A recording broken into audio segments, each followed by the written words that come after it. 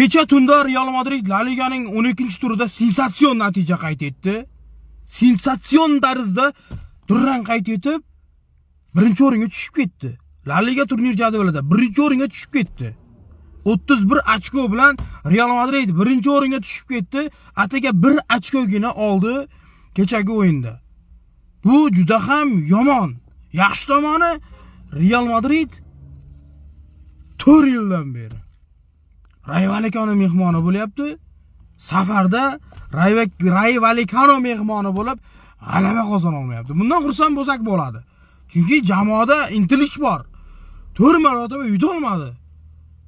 Uning ustiga yomon tomoni shu birinchi o'ringa tushib ketgani bo'lyapti hozir.